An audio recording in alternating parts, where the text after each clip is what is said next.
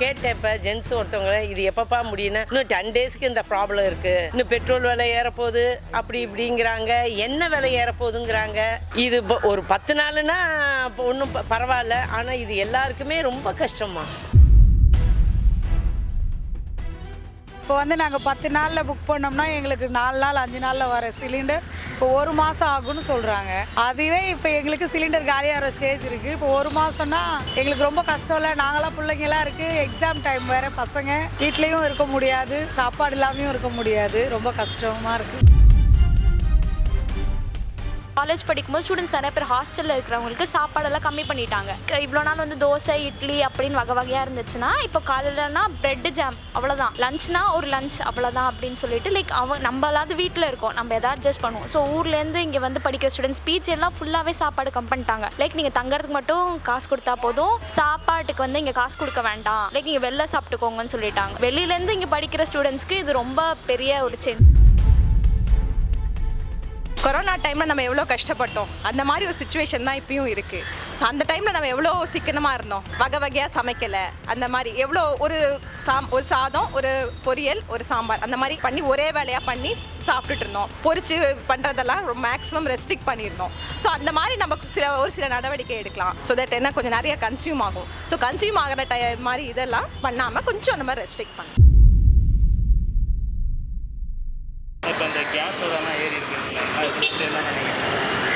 Case விலை ரொம்ப ஏறிட்டே போகுது.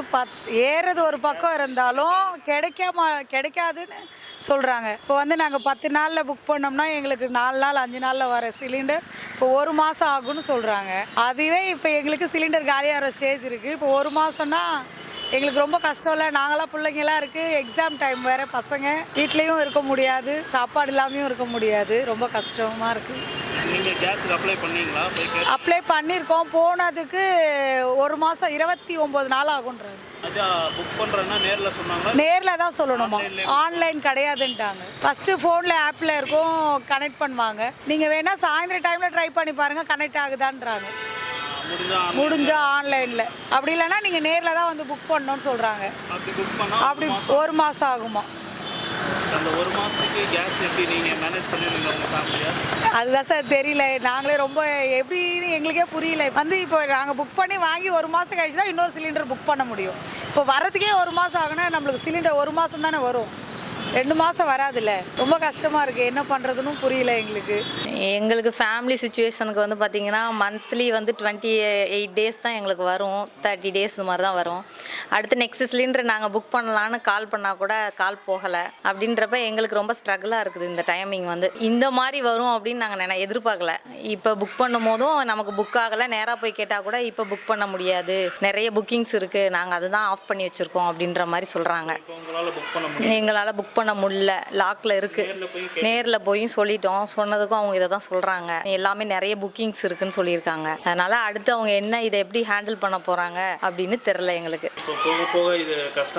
இன்னும் ரொம்ப கஷ்டமாகுமோ அப்படின்ற எங்களுக்கு ஒரு தாட் வந்ததுனால இன்னையிலேருந்தே நாங்கள் இண்டக்ஷன் ஸ்டவ் எடுத்து இன்னைக்கே ஸ்டார்ட் பண்ணோம். கொஞ்சம் கொஞ்சம் இருக்கிற கேஸை கொஞ்சம் சேவ் பண்ணலாம் அப்படின்னு சொல்லிட்டு, அடுத்த புக்கிங்ஸ் வர வரைக்கும் கொஞ்சம் இதை சேவ் பண்ணணுமே அப்படின்னு சொல்லிட்டு அந்த ஐடியா தான் பண்ணியிருக்கிறோம். இது போக இன்னும் ஆயில் இதோட ரேட்லாம் வேற இன்க்ரீஸ் ஆகுமோ அப்படின்ற, பெட்ரோல்னா நார்மலாக வீட்டுக்கு யூஸ் பண்ணுற ஆயில்ஸுமே இன்க்ரீஸ் ஆகுமோ அப்படின்னு யோசனை பண்ணி அதையும் நாங்கள் இன்னும் ஸ்டாக் வாங்குற மாதிரி இருக்கும்.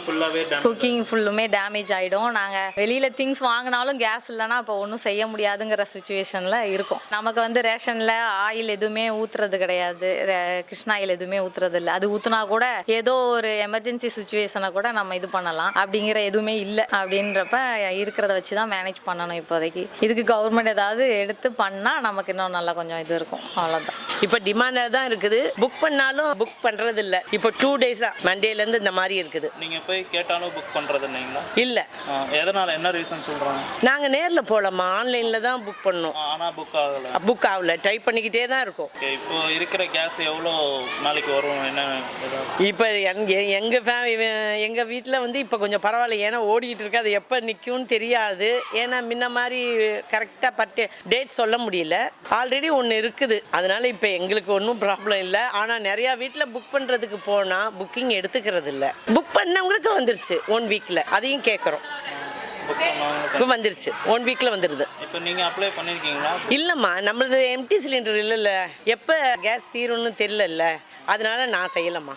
ஆனால் கால் பண்ணால் எதிர்த்த வீட்டில் சொன்னாங்க எடுக்கலை அப்படின்னு.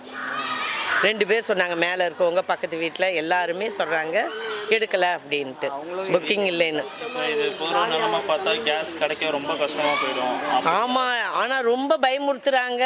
நானே ஒருத்தவங்களை கேட்டேன், இப்போ ஜென்ஸ் ஒருத்தவங்களை, இது எப்பப்பா முடியும்னா, இன்னும் 10 டேஸ்க்கு இந்த ப்ராப்ளம் இருக்குது, இன்னும் பெட்ரோல் விலை ஏறப்போகுது அப்படி இப்படிங்கிறாங்க, எண்ணெய் விலை ஏறப்போகுதுங்கிறாங்க. இது ஒரு 10 நாளுன்னா ஒன்றும் பரவாயில்ல, ஆனால் இது எல்லாருக்குமே ரொம்ப கஷ்டமா. கொரோனா டைமில் நம்ம எவ்வளோ கஷ்டப்பட்டோம், அந்த மாதிரி ஒரு சுச்சுவேஷன் தான் இப்பயும் இருக்குது.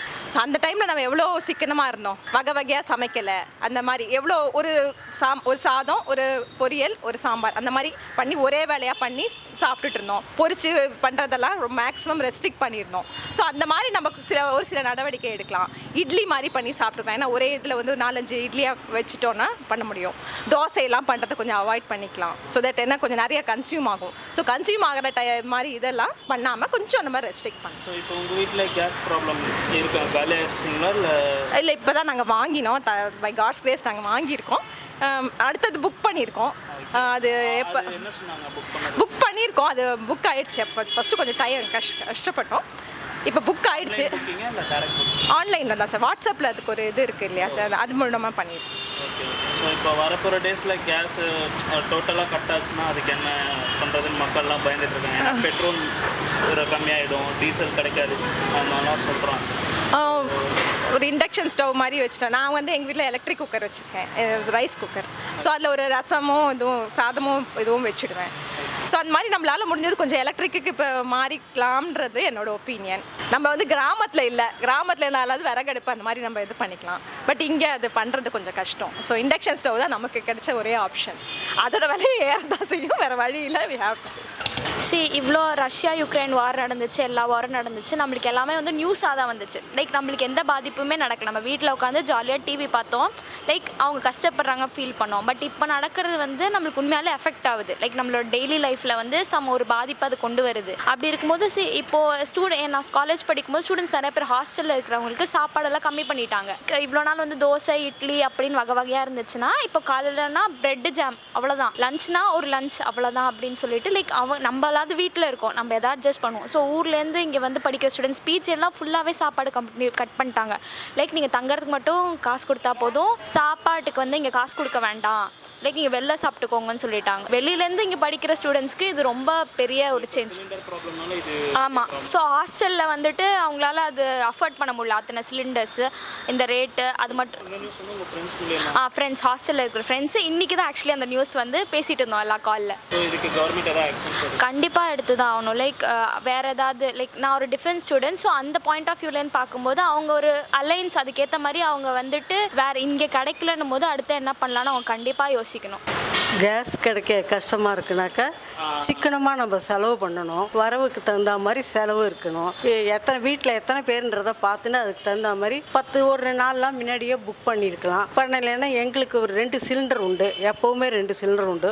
ஒரு சிலிண்டர் வந்து யூஸ் பண்ணிட்டுருக்கேன், ஒரு சிலிண்டர் ஸ்டாக்கில் இருக்குது. கேஸ் ஆனவுடனே 2 நாள் கழித்து ஃபோன் பண்ணிடவே வந்துடும். நானும் என் பையனும் தான் இருக்கோம் வீட்டில், அதனால் சிக்கனமாகவும் செலவு பண்ணுறோம். இப்போ அவன் ஊரில் இல்லாதனால இன்னும் கொஞ்சம் எவ்வளோ மேக்ஸிமம் எவ்வளோ சிக்கனமாக பண்ண முடியுமோ பண்ணுறேன்.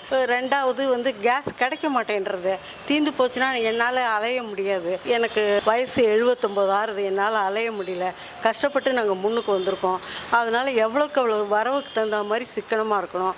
அந்த இதில் வந்து நான் பண்ணிட்டுருக்கேன். ஏன்னா எனக்கு அவர் இல்லாதனால சம்பாத்தியம் கிடையாது, பையன் பொண்ணுங்க பார்த்துக்கிறாங்க அவங்கள தான். அதனால் கேஸு வந்து சிக்கனமாக பண்ணுறேன். இல்லாதனால ஏதாவது ஒரு வேளை சமைச்சேன்.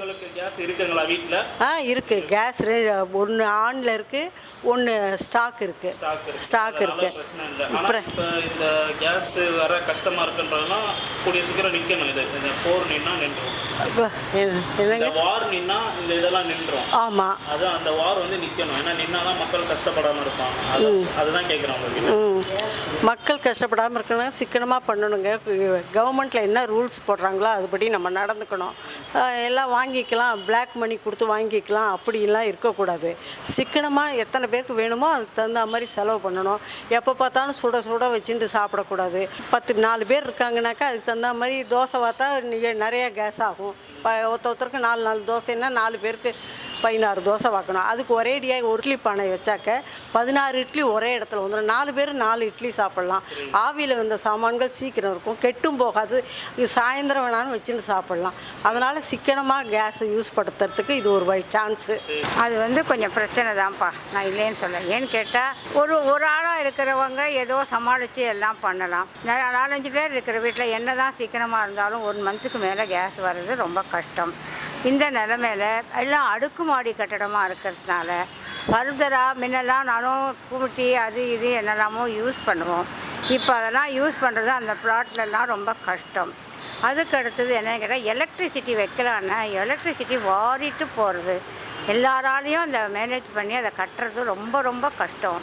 அதனால் ஜனங்கள் மிடில் கிளாஸில் இருக்கிற ஜனங்கள் ரொம்ப பயங்கரமான முறையில் பாதிக்கப்படுறாங்க. நன்னா குழந்தை இருக்கிற வீட்டில் 2 தடவை பால் கரைக்கும்படியாக இருக்கும், வயதோதிகள் இருக்கிறவங்க வீட்டில் கஞ்சி வைக்கும்படியாக இருக்கும். இதெல்லாம் இப்படித்தான் அப்படித்தான் சொல்லிட்டு இருக்க முடியாது. ரொம்ப நடவடிக்கை எடுத்து தான் ஆகணும். இதுக்கு எங்களுக்கு ஏதாவது ஒரு இது கொடுக்கணும். 21 நாளுங்கிறத கூட சரி, ஓகே, நாங்கள் ஒத்துக்கிறோம். அதுக்கும் மேலே புக் பண்ணக்கூடாதுன்னெலாம் சொன்னாக்க எலக்ட்ரிசிட்டியுடைய விலையை நினச்சி பாருங்கள். இந்த வெயில் காலத்தில் ஏசி அது இதெல்லாம் வேறு போட்டுட்டு அதனால் வேறு எல்லாருக்கும் கரண்ட் எக்கச்சக்கமாக ஏறுது. இன்கம் என்ன இருக்கோ அதுக்கு தகுந்த மாதிரி தான் குடும்பம் நடத்திட்டு வரோம். அப்படி இருக்கும்போது இது மேலே மேலே இப்படிலாம் கஷ்டம் கொடுத்தா பொது ஜனங்கள் ரொம்ப கஷ்டப்படும்.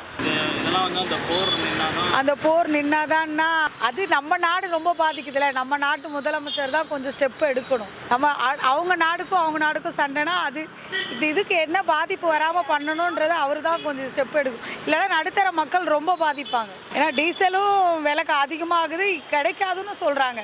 இப்போ வண்டி ஓட்டி சம்பாதிச்சா தான் சாப்பாடு ஒரு நாளைக்கு. இப்போ ஆட்டோ ஓட்டுறவங்க கேஸ் இருந்தால் தான் அவங்களும் ஆட்டோ ஓட்ட முடியும். அவங்களுக்கும் பச்சாரு. அவங்க வீட்டில் என்ன பண்ணுவாங்க, அவங்களும் பிள்ளைங்களாம் இருப்பாங்க. ரொம்ப நாடு எங்கே போகுதுன்னே தெரியல. ரொம்ப கஷ்டமாக இருக்குது எங்கள் எல்லாருக்குமே. நடுத்தர மக்கள் ரொம்ப பாதிக்கிறாங்க.